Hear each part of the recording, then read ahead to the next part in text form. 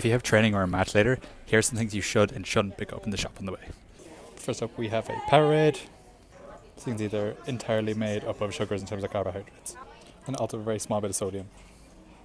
So Powerade has a very high glycemic index, or GI. Essentially means that it's full of fast sugars. It's best consumed 30 to 60 minutes before your workout and during your workout. If something has a high GI index, it's going to spike your blood sugar. Hence, if you consume those carbohydrates 30 to 60 minutes before your workout, rather than 2 or 3 hours beforehand, by the time your blood insulin levels drop, you're actually already exercising, and that instant drop is essentially numbed by the increase in cortisol and adrenaline in your body via exercise. Next we have honey, entirely made of carbohydrates, all of which are sugars.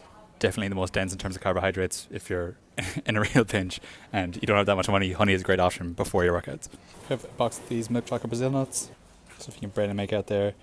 40.5 grams of fat, saturated fatty acids, 46 grams of carbs, and protein 8.3 grams. These are a perfect example of what you shouldn't have beforehand. So high in fat, high in protein, which essentially slow down digestion. And you don't want to eat slow digesting stuff before your workouts because that stuff is going to sit in your stomach. You're going to be jumping around a lot and your tummy's going to feel very uncomfortable.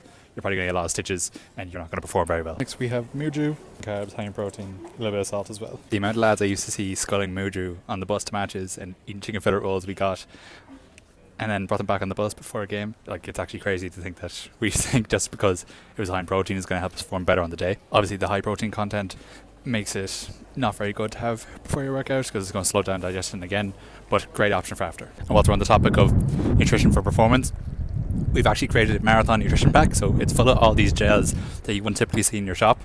I'm talking about Holland & Barrett, those shitty SIS orange flavour gels that everybody picks up. Put a photo on screen here.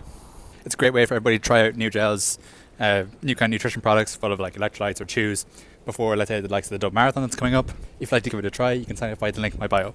Have a good one.